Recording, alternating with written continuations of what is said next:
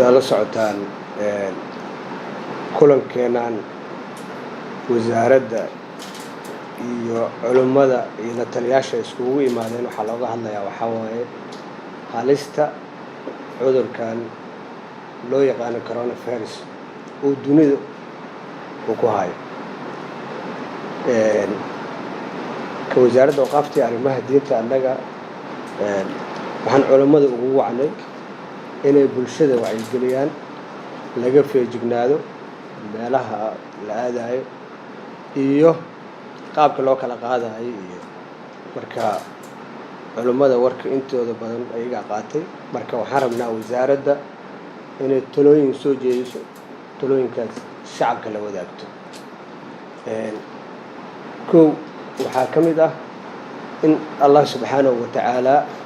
xaggiisa loo ordo fafiruu ila allah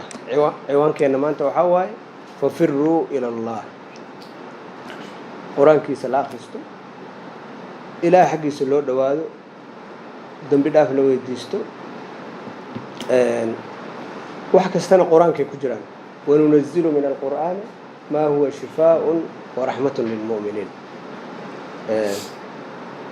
labo in laga feejignaado qaab kastoo loo qaadi karo cudurkan halistaa meelaha dadka ay tegayaan inta badan oo yacni xeebaha ha u badnaadaan meelaha dadka iskugu imaanayaan lagu ciyaaray iyo xoogaa tajamucaas xoogaa yar inuu yaraado saddex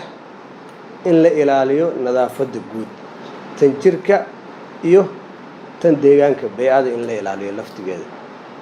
xadiiskana rasuulka sal allahu alay wasalam wuxuu ahaa annadaafatu nisfu min aliimaan marka taasna nadaafadda jirka in la ilaaliyo gacmaha si fiican loo dhaqo waaba muslimiinta inta badan shanta waqtiga way isqaataan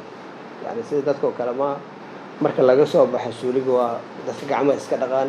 waa la weyse qaataa fajarka duhurka casar iyo maqribka iyo salaada cishaha intoodaba dadka shanta waqti way isqaataa alxamdulilah rabbil caalamiin marka waxaan rajeynayaa nadaafadaas in saas loo ilaaliyo afar in la raaco talooyinka khubarada caafimaadka ay soo jeedinayaan iyo wasaaradda caafimaadka iyo guud ahaan madaxda qaranka madaxweynaha xalay talada uu soo jeediyey madaxweyne maxamed abdullaahi farmaajo in la qaato dadka muwaadiniinta ah ee dibadda nooga imaanayo inay meeshooda ay ku sugnaadaan ay ku nagaadaan dadka muwaadiniinteena gudaha ayagana noo joogay sidoo kale inaysan ayagana dibadda aadan meesha waxaan bogaadinaynaa hadalkii wasiirka duulista iyo gaadiidka oo ahaa in diyaaradaha caalamka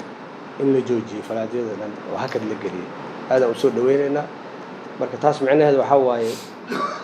wax dibadda kaaga imaanayo ma jiro marka dadka gudaha ayaga laftigooda inay is-ilaaliyaan feejignaadaan shan in imaamyada masaajidada inay salaadaha oo dhan ay ku qunuudaan qunuudu naazila wax la allahuma hadinaa fi man hadayt wacaafina fi man caafayt yani salaad kasta shanta salaadood si jaarha loogu qunuudo taas waxay ku tusinaysaa dad muslimiin inaan nahay oo ilaahi subxaanahu wa tacaala annaga aan u laabanayn qof kale aan wax u weydiisanayn idaa sa'alta xadiiska rasuulka waxaa idaa sa'alta fas'al illah waida istacanta fastacin billah haddii aad wax weydiisanaysaan ilaahay weydiista haddii kaalmo aad weydiinaysaan ilaahay subxaanahu wa tacaala hala kaalmaysto waa marka taas waa lix in laga fogaado inaan la gelin goobaha oo cudurkaas uu ka dilaacay sida hadda aan sheegay sida wasaaradda howlaha gaadiidka taladeeda la qaato talada wasaaradda caafimaadka ay soo jeedinaysa la qaato meeshaas in la iska ilaaliyo aan loo gudbin marka ugu dambeyn shacabka soomaaliyeed meel walba ay joogaan waxaan ugu duceynaynaa inuu ilaahay naga badbaadiyo halista cudurkan oo adduunka o dhan uu ku hayo gaar ahaan ilaahay inuusan soomaaliya dhibaato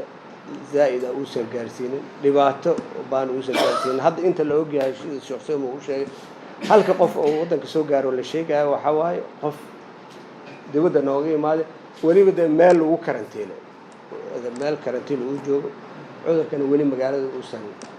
soo gelin marka ilaahay subxaanahu wa tacaala waxaan ka baryaynaa